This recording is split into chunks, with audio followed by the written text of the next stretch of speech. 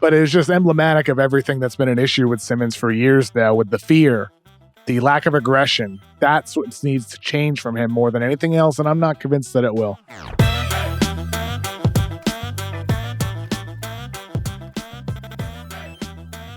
I watched Boston versus the Nets tonight. This is our first chance to see the Nets and what life's going to be like without Kevin Durant. And not a great team to start off against, considering the Celtics are the first team in the NBA now to 30 wins. They are first in offensive rating. They are first in net rating. They are second in three-pointers. They are second in points per game. And, you know, it was a close game. And then in the fourth quarter, Boston just strangled them out. Brooklyn ends up with 16 points in the quarter. And you wanted to see like kind of what it's going to look like. And there were a lot of things I thought that Brooklyn did where it was, okay, we're down a guy. We really got to do this as together as a unit. And so assist number was good. Steals and blocks number were good, you know, trying to get activity and get out on fast breaks. And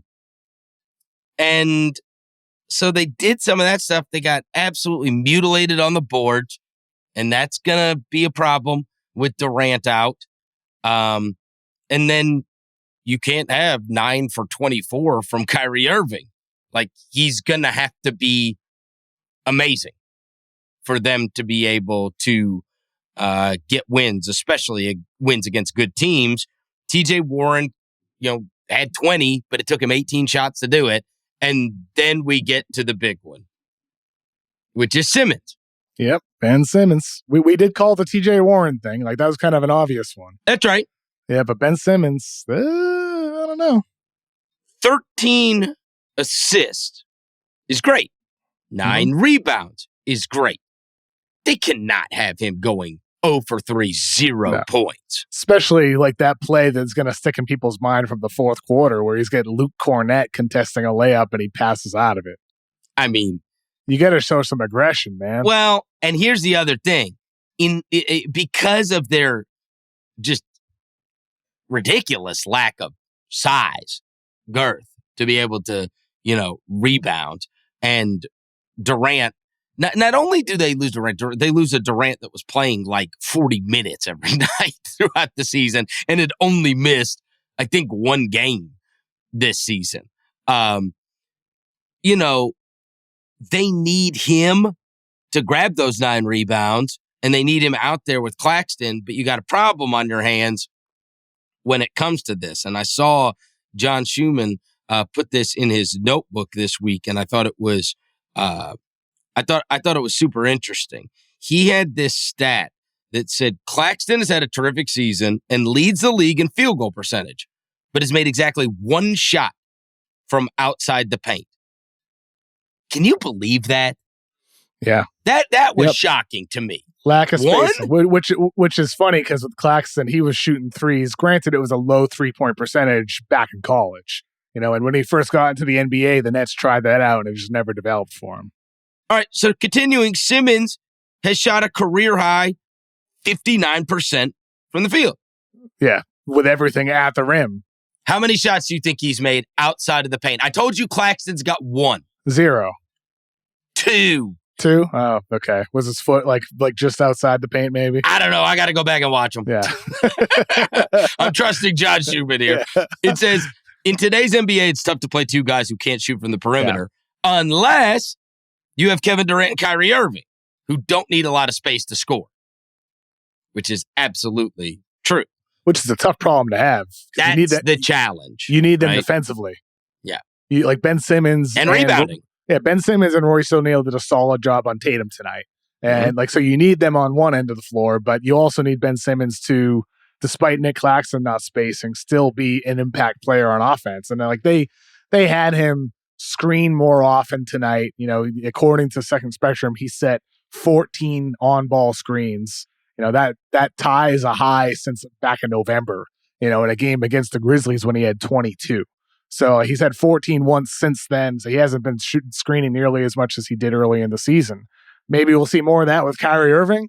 But he doesn't even like roll. Yeah, no, he doesn't roll. Exactly. There's no aggression behind it.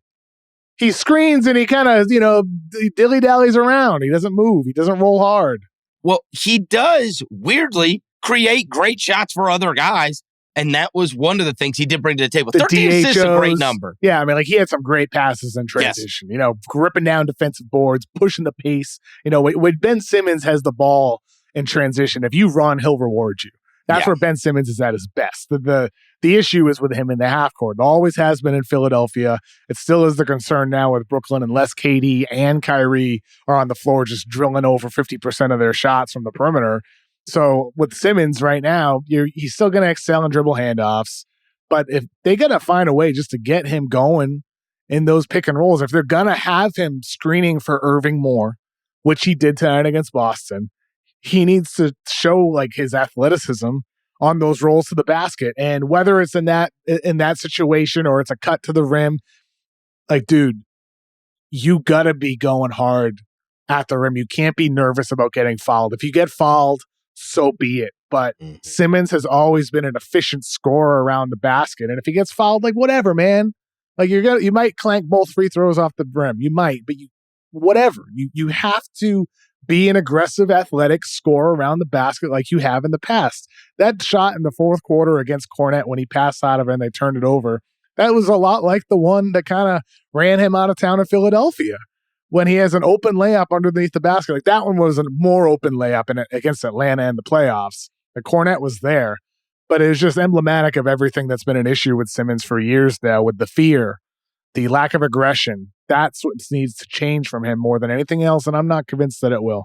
Yeah, it just makes you wonder that this is the perfect opportunity if you were going to unlock that Ben Simmons offense. And again, we're not talking about, him scoring 20 points every night, but this guy was not a guy that wasn't scoring at all in the NBA.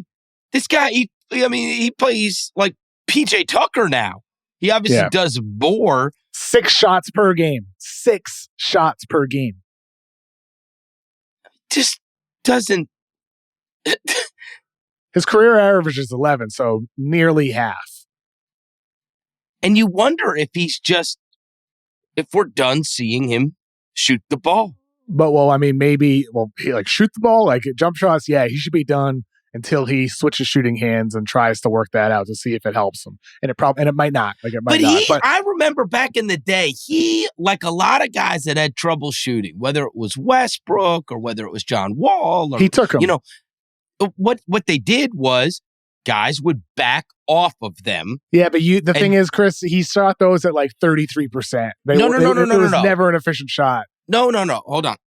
I'm saying what he would do is he would use that space effectively as a runway. And he's so big, Scotty Barnes is doing that now. Scotty Barnes is doing that for Toronto, where he's doing what Simmons used to do, where they give him that space and he just, he tacks that space, draws a help defender because he's going hard at the basket trying to score a layup, spins in for layups sometimes, or kicks it out for 3-pointers. He doesn't do that as much anymore. And I think you're right, Chris. That's something that Simmons is going to have to do more often without Kevin Durant out there. LeBron probably scored 18,000 of his points like this because that was the thing. It was pick your poison. We'd like to keep this guy away from the rim. It's a bailout if he pulls up as a jump. If we can make LeBron James a jump shooter, it's the best thing we could do that night. And he would just use that space as a runway, and you're dead. Are we picking too much on Simmons, like him being a +10 tonight, leading the Nets? Or are we ignoring the plus-minus, considering all the bigger issues we're talking about? The fact he's only made one free throw since November 25th. He's only made one free throw. It's just startling that the first night without Durant, and they've got to replace 30 shots, he takes 3. The lack of aggression, going to the basket, the fear of getting fouled. Yes, I agree with you. Because here's the thing. I just wanted to raise that point, Chris, because he was a +10. And I agree. I'm with you. I get it. He was a +10 tonight, but in order for them, and all they've got to do is hold down the fort. Just go 500 until you can get Durant back after a month.